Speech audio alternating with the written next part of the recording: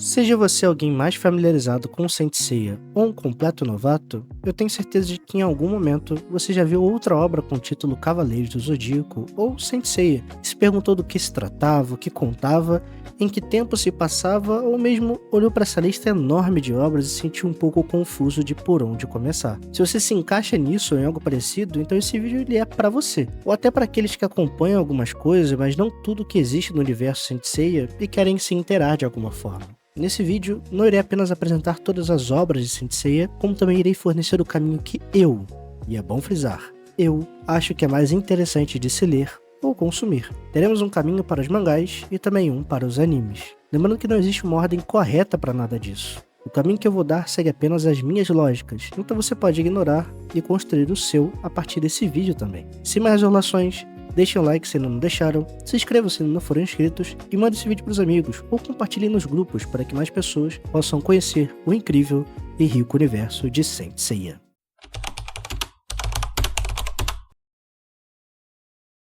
Antes de entrarmos no guia de obras propriamente dito, é importante falarmos de um assunto que ronda a comunidade quando se fala sobre os spin-offs, ou seja, a canonicidade dessas obras, se elas possuem validade de alguma forma. Eu já abordei esse assunto aqui no canal outras vezes e muitos de vocês já sabem a minha opinião. Ser canônico pouco importa.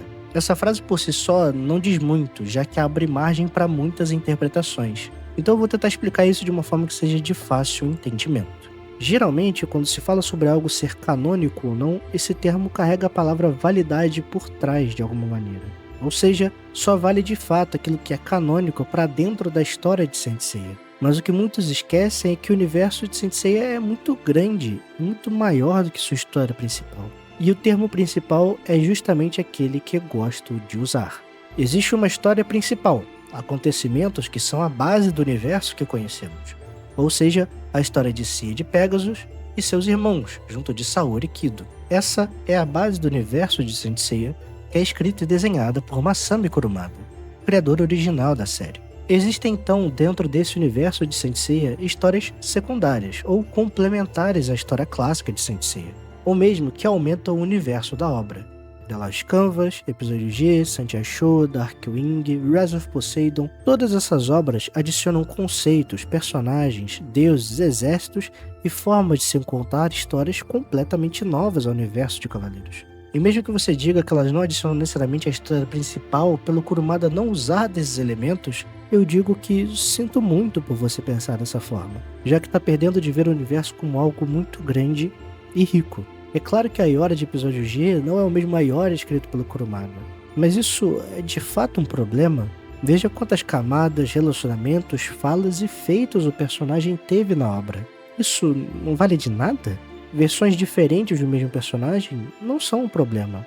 Pelo contrário, eu acho até divertido, já que tem personagens que não brilharam em um lugar e podem brilhar em outro. Essa é a maravilha dos spin-offs, mostrar e expandir possibilidades. Não pensem nos spin-offs como continuidades perfeitas, nem como complementos perfeitos, pois eles vão destoar do clássico em algum ponto. Temporalidade, conceitualmente, em personalidade de personagens, e tá tudo bem. Esse conceito de que tudo se encaixe perfeitamente é muito mais nosso aqui do Ocidente do que lá do Japão.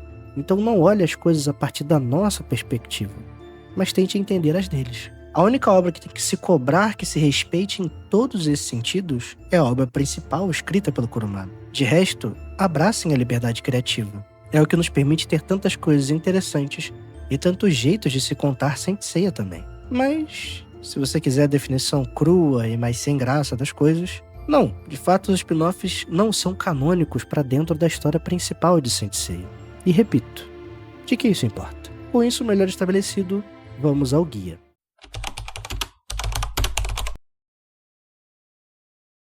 A melhor forma de começar Saint Seiya, ao meu ver, é justamente pela obra principal. Então seu caminho aqui é muito simples. Comece pelo mangá de Saint Seiya, lançado em 1985, e se aventure por todos os arcos. Se você for do tipo que gosta de ter um mangá fisicamente, aqui no Brasil foram lançadas 4 versões, mas eu pessoalmente recomendaria que procurasse pelo Kanzenban, mas já adianto que não é uma coleção muito fácil de se terminar. Se você quiser ter a versão que agora vem com as novas mudanças na história e arte, procure comprar a Final Edition, que está atualmente em lançamento pela JBC. Tem vídeo aqui no canal explicando o que é a FE, tá? É justamente na Final Edition que você encontrará 3 histórias extras que o Kurumada desenvolveu e publicou ali nos anos de 2018 e 2019, e que estão agora sendo compiladas nos mangás de Saint Seiya. Para não gerar nenhum tipo de problema, como você perder o impacto de algumas revelações, ou mesmo de algumas coisas interessantes para dentro da história, a minha recomendação é que se leiam essas 3 histórias assim que terminarem o clássico. A primeira delas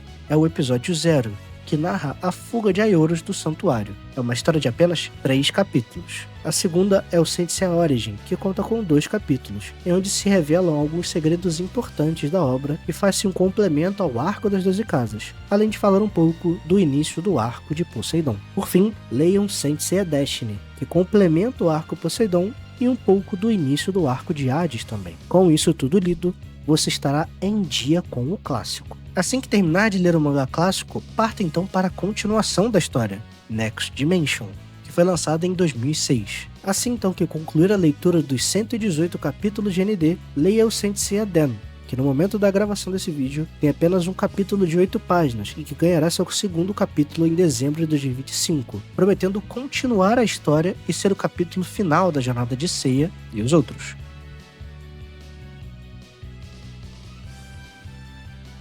Com isso, você vai estar completamente atualizado com a história principal de Saint Seiya. Viu como é mais simples do que parece? Agora você tem 2 caminhos a seguir. Ficar apenas na história principal, já que apenas isso te basta, e tá tudo bem. Ou completar a sua experiência com o Saint Seiya, o que eu pessoalmente recomendaria. Para iniciar essa jornada de complemento ao clássico e tentando seguir uma certa cronologia com vocês, eu recomendaria iniciar por Saint Seiya Episódio G. Essa é uma história que se passa antes dos eventos do mangá clássico, tendo como foco os Cavaleiros de Ouro, onde o protagonista é justamente Ayora de Leão. O mangá é focado no desenvolvimento das relações de Ayora com os outros Cavaleiros de Ouro, e também na sua evolução enquanto personagem e cavaleiro, sendo ele alguém muito machucado e solitário por conta da falsa traição de seu irmão Aioros de Sagitário. Os inimigos do mangá não são ninguém menos que os poderosos Titãs, e a trama é especialmente envolvente, conseguindo trabalhar bem os antagonistas e protagonistas. A arte pode assustar um pouco, e o Okada, o autor de Episódio G, pode ser um pouco excêntrico em algumas questões, mas não deixe isso te afastar da leitura desse spin-off.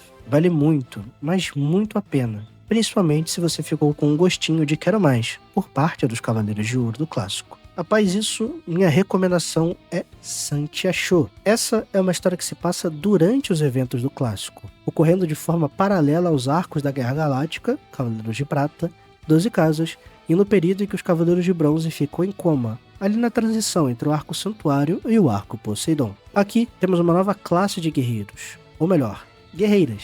As Santias são um conceito exclusivo ao mangá de Santiago, trazendo então um foco no protagonismo feminino de Saint Seiya. É também uma história que traz um grande desenvolvimento para o personagem da Saori, além de termos a participação de alguns Cavaleiros de Ouro, como Miro, Ayora e Mu. Além da arte muito linda, Santiago reaproveita a ideia de usar a deusa Ares como inimiga, algo que veio do primeiro filme do anime clássico, dando uma camada enorme de desenvolvimento para a deusa e seu exército. É uma história excelente que vale muito a leitura. Após isso, e ainda seguindo uma cronologia com vocês, o próximo passo é ler Re-Rise of Poseidon, um dos mangás mais recentes da franquia, que se passa imediatamente após os eventos do arco de Hades, onde a Terra está sendo ameaçada pela deusa Nêmesis e seus guerreiros, mas Atena e seus cavaleiros não estão lá para protegê-la. É então que surge Hades, oferecendo a Poseidon a chance de reviver seus marinas e lutar para defender a Terra dessa ameaça. Será então uma obra que vai ter como foco justamente Poseidon e os seus marinos. Essa é uma obra que tem um traço e um jeito um pouco mais próximos ao jeito do Kurumada, o que pode ser um atrativo para alguns de vocês. Rise of Poseidon, no momento da gravação desse vídeo, conta com 17 capítulos, com o 18º sendo lançado em dezembro de 2025, e a obra está prevista para se encerrar nos primeiros meses de 2026. É uma obra de tiro curto que completa bem alguns dos generais marinas apresentados na saga clássica. Então, vale muito a pena a leitura. Nossa próxima obra aponta para o futuro de Saint Seiya. Mas antes de falarmos do futuro cronológico da obra, você podia aproveitar esse momento para deixar seu like, se inscrever e mandar esse vídeo para os amigos. Seu like e sua divulgação são o melhor jeito de ajudar o canal a crescer e levarmos esse guia para cada vez mais pessoas. Se você gosta do meu trabalho, considere tornar-se membro do canal de Tempest. Você pode me ajudar por apenas R$ 3,99 e contribuir ainda mais diretamente para o futuro do canal, onde em breve quero lançar vídeos com prioridade para os membros e até com exclusividade. Com o meu jabá feito, voltemos ao vídeo. Nosso próximo mangá então é Episódio G Assassin, e essa é a segunda obra da trilogia G, feita por Megumi Okada. Ela é uma sequência de episódio G, mas apesar disso, ela se passa temporalmente após os eventos do clássico, muitos anos no futuro, onde os Cavaleiros de Bronze são adultos, e não apenas isso, mas Cavaleiros de Ouro. Achou a premissa meio maluquinha? Bom, o Okada aqui trabalha com multiverso e diferentes versões de alguns personagens, então vemos algumas coisas bem fora da casinha, mas a história mesmo assim é interessante e cativante também. Se no primeiro episódio G o protagonista foi a Yori de Leão, aqui quem assume esse papel é Shura de Capricórnio. O mangá é cheio de lutas emocionantes, reviravoltas e traz algumas subversões de personagens bem inesperadas.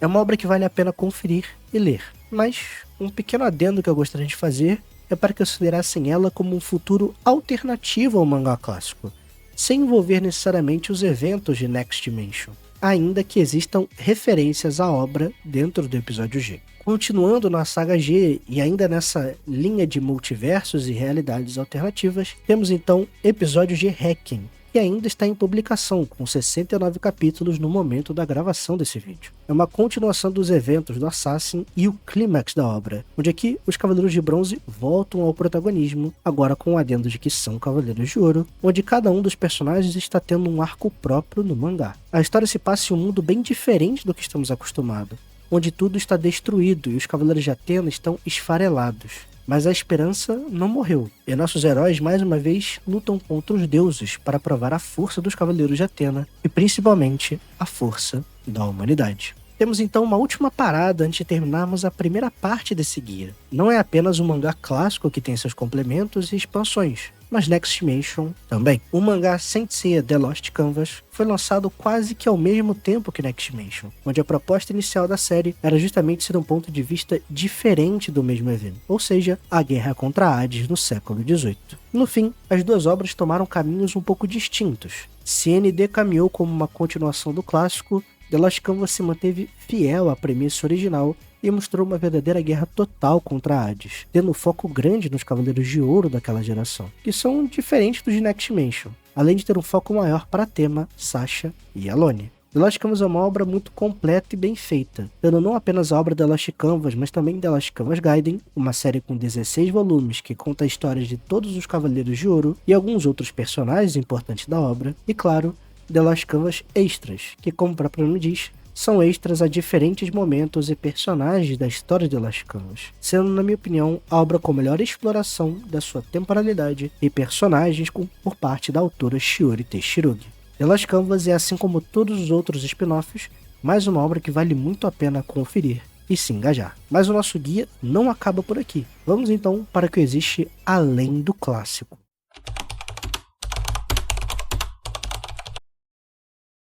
Existem duas obras de Saint Seiya que não vejo como encaixar dentro dessa experiência de complemento ao clássico, justamente por achar que as duas caminham bem com as próprias pernas. Uma é mais fácil de justificar o meu pensamento, a outra é um pouco mais difícil. Mas vamos por partes. Começando pelo fácil, temos o mangá Saint Seiya Darkwing, e aqui temos uma obra que é quase totalmente independente do que conhecemos como clássico. Ambientado em uma temporalidade não muito definida, e em um universo bem distinto, Darkwing narra uma história inicialmente do ponto de vista dos espectros, onde logo somos levados para uma estranha e interessante aliança entre cavaleiros e espectros de Hades, gerando uma dinâmica muito diferente da usual, onde o inimigo a ser enfrentado não é um da mitologia grega, mas Demiurgo, o deus criador de mundos. Mesmo tendo algumas referências aqui e ali, ela não é dependente de tudo o que conhecemos. Por isso, eu considero como algo mais independente. A obra também tem um clima muito diferente, tendo em certos momentos uma pegada até um pouco mais colegial, o que difere muito de uma coisa mais pesada e mais melancólica e mais guerra, sangue e morte que vemos em outros mangás de Saint Seiya. Assim como os outros spin-offs que citei aqui, é um mangá que vale muito a leitura, já que é um dos mais interessantes que temos em lançamento no momento, onde a obra conta com 48 capítulos no momento da gravação desse vídeo. A segunda obra é Saint Maria, o mais recente spin-off de Saint Seiya, tendo sido lançado em janeiro de 2025. A história, temporalmente falando, se passa após os eventos do clássico IND, mas tudo aqui é muito diferente. Não apenas a demografia, já que a obra é um shoujo, mas a estética e a forma de contar a história, onde a protagonista Maria usa a armadura de Pégaso, que possui uma estética diferente, e essas armaduras são equipadas através de cartas. A premissa da história é que Maria tem que reunir as cartas das armaduras dos cavaleiros e também das Sapuras de Hades, que foram inesperadamente libertadas após terem sido aprisionadas após a última Guerra Santa contra Hades. É uma obra que ainda está bem no início, mas a pegada é bem mais parecida com o Mahou Shoujo, ou seja, garotas mágicas, do que com o Shounen. Imagino que muitos estejam acostumados. Se o tipo de proposta te agrada, Maria é uma obra que pode te surpreender. Por ela ser tão diferente, eu achei mais prudente colocá-la como algo à parte do clássico, ainda que dê sim para encaixar ela de alguma forma. Com os mangás finalizados, vamos para os animes.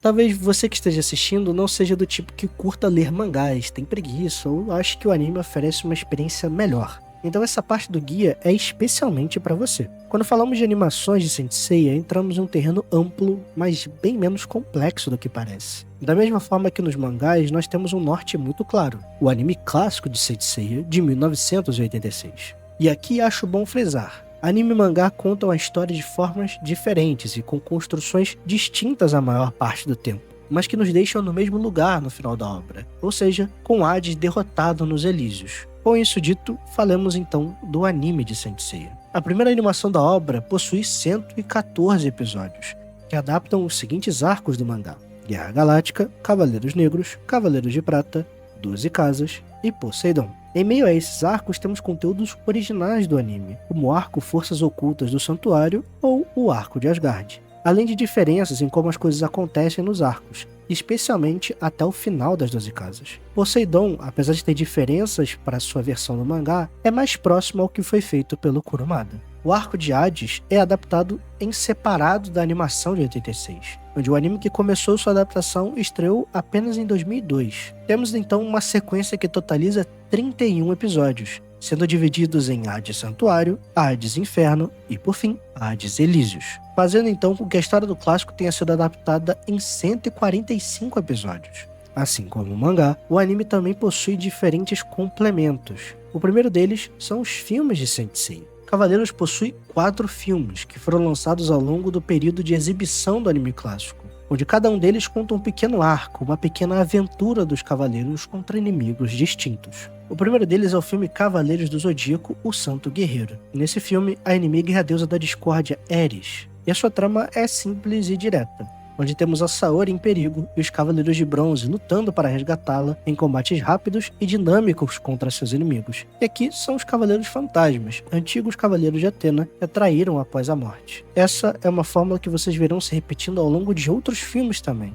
O foco dessas produções é ser sempre algo mais direto ao ponto e simples. Então aproveitem bem os detalhes e construções distintas que existem dentro dessa fórmula. O segundo filme é chamado de A Grande Batalha dos Deuses, se passando em Asgard. Mais uma vez temos a região sendo explorada com uma trama bem envolvente, onde o que tem um particular destaque para mim é a presença de Durval, representante de Odin, como o grande vilão do arco, sendo para mim o melhor vilão dos filmes de Saint Seiya. E aqui ele tem um papel muito mais ativo do que Hilda, a representante de Odin no anime. Após isso temos o terceiro filme, A Lenda dos Defensores de Atena, sendo considerado por muitos o melhor filme de Saint Seiya, já que ele explora algumas coisas a mais que os outros, principalmente a relação de Saori com os Cavaleiros de Bronze, em especial com o Seiya, além de aprofundar bem no drama que o personagem do Seiya passa ao longo do filme. O inimigo é Abel, um deus antigo e apagado da mitologia, irmão de Atena e que agora voltou à vida para tentar dominar a Terra. Toda a dinâmica que envolve Abel e Atena é tão diferente, e toda a dinâmica do filme é tão diferente, que tudo que eu disser aqui se transforma em um spoiler automático. Eu tô tentando não entregar o jogo em nenhuma das obras que apresentei aqui. Por fim, o último dos filmes clássicos é o Guerreiros do Armagedon, onde o grande inimigo que os Cavaleiros de Bronze têm que encarar é Lúcifer e seus anjos caídos. Sim, Saint Seiya tem uma história que se relaciona diretamente com o cristianismo. O filme segue a mesma dinâmica que os outros, tendo cenas marcantes, uma história direta e boas batalhas, sendo a última obra em anime que vai completar a experiência do anime clássico, dos primeiros 114 episódios. Algo que tem que ficar claro a respeito dos filmes é que eles não se encaixam em cronologias exatas. Então, da mesma forma que não importa essa canonicidade nos mangás, não ligue para isso nos filmes. São histórias independentes e que pensar nelas dentro da cronologia do anime mais atrapalharia do que ajudaria. Antes de partir para outras animações, existe mais uma que complementa agora a experiência de todo o clássico de um modo geral nas animações, sendo o anime Soul of Gold,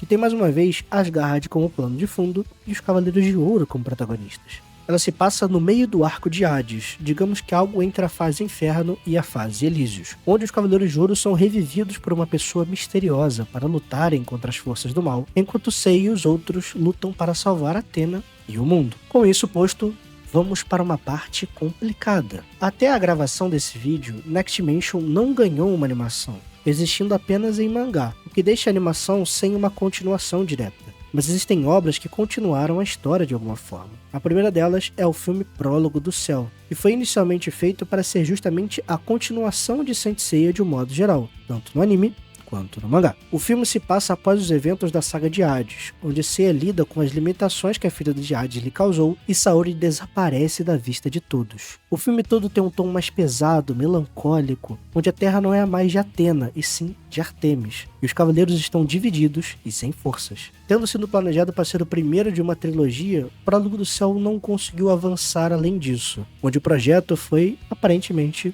descontinuado. A segunda continuação feita é Saint Seiya Omega, uma obra que narra eventos muito no futuro de Saint Seiya, com uma nova geração de cavaleiros e até mesmo um novo Pégaso chamado Koga. Tendo o sistema de poder um pouco mudado com a introdução do conceito dos elementos, Saint Seiya Omega é uma obra que trata os Cavaleiros de Bronze como verdadeiras lendas, e o Seiya é alçado a uma posição parecida com a que a Iorus fazia, tendo se tornado o Cavaleiro de Sagitário, sendo essa presença impactante mesmo fora da narrativa. Koga e seus amigos como Soma e Yuna são personagens bem carismáticos e temos uma nova geração de Cavaleiros de Ouro também, além de termos o Deus Marte como um inimigo na primeira temporada. O Ômega é uma obra bem injustiçada pela comunidade, na minha opinião, mas não se deixe levar por essas opiniões negativas, e nem pelas minhas que são positivas. Assista e tire as suas conclusões, assim como adoraria que todos assistissem ou lessem tudo que está nesse guia e tirassem suas próprias conclusões. Avançando então, tem mais 3 animações para se comentar, mas de forma um pouco mais breve. The Last Canvas ganhou o anime, tendo 2 temporadas que adaptaram quase 100 capítulos do mangá. E Saint Seiya também ganhou uma adaptação para anime igualmente incompleta. Então, para conhecer a história de ambas, minha recomendação é que realmente leiam seus mangás, mas vale a pena conferir os animes também. Além disso, Saint Seiya também recebeu um remake/reboot 3D CGI. O remake conta com 3 temporadas, tendo também uma história muito original no início e caminhando mais próximo ao mangá posteriormente, adaptando então até o fim da Batalha das 12 Casas, mas por enquanto não há sinal de que vai existir uma 4ª temporada para adaptar Poseidon. De qualquer forma, é uma obra que vale a pena conferir. A primeira temporada está disponível na Netflix, enquanto a segunda e a terceira estão na plataforma Crunchyroll, assim como a maior parte dos animes citados aqui. Alguns são mais difíceis de se achar, assim como os mangás também são. Mas nada que uma prática que não estou incentivando de nenhuma forma resolva para vocês. Também temos o filme Lenda do Santuário no mundo das animações, sendo ele uma rápida adaptação de Saint Seiya, que corta basicamente todo o início da obra e tem o maior foco na batalha contra os Cavaleiros de Ouro. É um filme comemorativo, com uma pegada um pouco diferente, mas que é divertido e interessante de assistir, e acho que vale muito a pena. Chegamos então ao fim com as animações, então vamos falar das novels de Saint Seiya.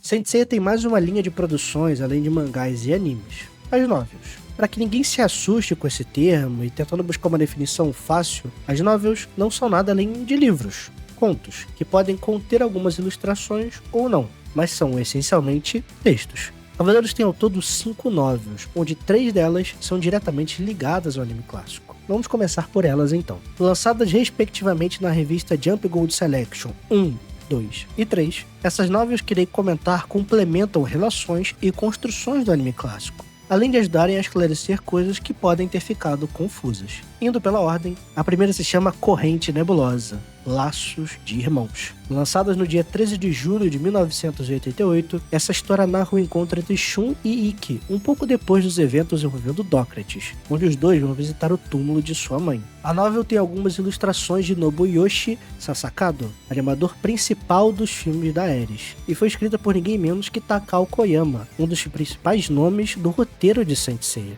A segunda se chama Saga, Prenúncio da Ambição, lançada em 9 de novembro de 1988 e que conta um pouco do momento pré-tomada do poder por parte de Saga. Temos Shura em foco, sua relação de amizade com Aioros e também como Saga assassinou Ares, o irmão de Xion, dando uma solução para todo esse conflito que existe até hoje na comunidade sobre os grandes mestres na animação, apesar disso ter uma explicação mesmo dentro do anime. De todas as novelas que remetem ao anime clássico, acho essa a mais interessante. Essa novel contou com as ilustrações da lendária dupla Shingo Araki e Michi Himeno, e o roteiro de Yoshiyuki Suga, o mesmo que escreveu a história do filme da Ares e do Abel. Ele também foi o escritor da terceira novel, onde mais uma vez Araki e Himeno deram sua contribuição com algumas ilustrações, sendo essa intitulada O Grande Amor de Atena, tendo sido lançada em 19 de abril de 1989. Essa é uma história mais focada em Saori no período do fim da Batalha das 12 Casas, onde vemos suas reflexões sobre muitas coisas, inclusive sobre sua relação com Seiya. É aqui também que temos uma ponte melhor estabelecida entre a saga do Santuário e a saga de Asgard também. Portanto, essas três novels, ou histórias paralelas, como são chamadas, fazem um complemento muito interessante de algumas situações do anime. O que acho mais interessante é que essas histórias tenham sido feitas por pessoas que realmente trabalharam na equipe de roteiro do clássico, seja do anime, dos filmes ou os dois. A próxima novel é mais uma aventura focada nos Cavaleiros de Bronze. Com 2 volumes, sendo o primeiro lançado em 2002 e o segundo em 2004, Gigantomachia narra um arco onde Seiya e os Cavaleiros de Bronze enfrentam os Gigas e o Titã Typhon também. Essa é uma história que traz personagens novos, como Nicole de Altar, que está assumindo o lugar do Grande Mestre, e Mei, de Cabeleira de Berenice, que não é apenas filho de Mitsumasa Kido, como os outros Cavaleiros de Bronze, mas também foi aluno de ninguém menos que Máscara da Morte de Câncer. Gigantomachia é uma obra muito esnobada pela galera, mas tem muito valor e muitas coisas interessantes lá também, e acho uma leitura que complementa bem o clássico. Fechando as novels, nós temos Golden Age, lançado em 2016. Algo muito interessante é que essa obra tem o envolvimento de mais de um autor de spin-off já conhecido da franquia. Enquanto o roteiro é de Megumi Okada, autor de episódio G, a novel conta com ilustrações do próprio Okada, Shiori Teshirogi da Last Canvas, Shimaki Kuori de Santiago e Yun Koga da obra Hero of Heroes, que é mais focado em um crossover de outras obras do mestre Kurumada. Se quiserem, posso falar sobre em um vídeo separado. Golden Age tem a deusa Astreia como vilã, e mais uma vez os Cavaleiros de Bronze têm que lutar contra ela e seus subordinados para defender a paz e a justiça na Terra. Estamos agora chegando quase no fim desse longo guia. Não percam o foco, continuem aqui comigo, bebam alguma coisa, continuem comendo alguma coisinha, aproveitem o restante do guia e peço mais uma vez pelo seu like, pelo seu comentário, para que divulgue esse vídeo para mais pessoas e mais uma vez, considere tornar-se membro do nosso canal para assim poder nos ajudar cada vez mais. Vamos a isso!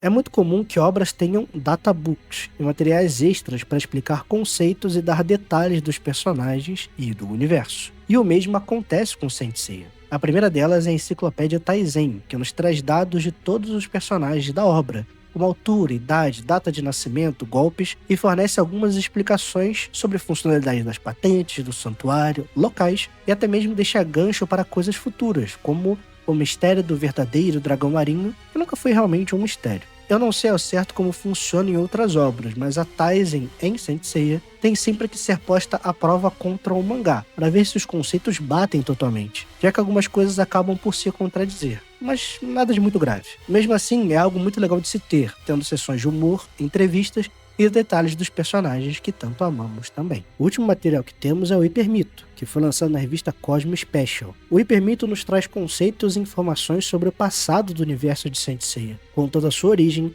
a origem dos deuses, as primeiras Guerras Santas, a origem das armaduras e mais várias informações muito interessantes. Por mais que algumas dessas coisas não tenham sido aproveitadas pelo Kurumada, vemos o spin-off se fazendo valer de algumas dessas informações levantadas no Hyper Mito, o que ajuda a reforçar o que falei lá no início do vídeo sobre esse grande universo de Saint Seiya que existe. O Hyper Mito é uma das grandes ideias que existem na franquia e adoraria ver mais dele aparecendo, inclusive. Tenho um projeto para narrar esse mito para vocês. O que acham da ideia? Comentem aqui embaixo e vamos então para a última e curta parte desse guia. Antes de falarmos de fato da última parte desse guia, enquanto eu editava o vídeo, eu me esqueci de falar da HQ Time Odyssey, lançada em 2022. Tendo um volume por ano sendo publicado, a HQ conta até o momento com 4 volumes, com o quarto tendo sido lançado agora em 2025. Cada um desses volumes tem um Cavaleiro de Bronze como protagonista, e nós acompanhamos pequenas aventuras em momentos diferentes do clássico, onde o grande vilão que existe é Cronos e os seus guerreiros, onde eles têm o plano de destronar Zeus e os outros olimpianos. A HQ vai contar com ao todo 6 volumes, onde do 1 ao 5 nós temos em ordem um volume para o Ikki, Shun, Yoga, Shiryu e Seiya, e um 6º volume que ao que parece será focado na Saori, que será lançado em 2027, e o 5º volume sendo lançado em 2026, focado no Seiya. Então só para deixar certinho, temos mais essa obra, acompanhem também, ela está em lançamento aqui no Brasil pela New Pop, com o 3º volume, se não me engano, em pré-venda ou já em lançamento no momento da gravação desse vídeo. Agora, vou deixar o guia terminar direitinho com vocês.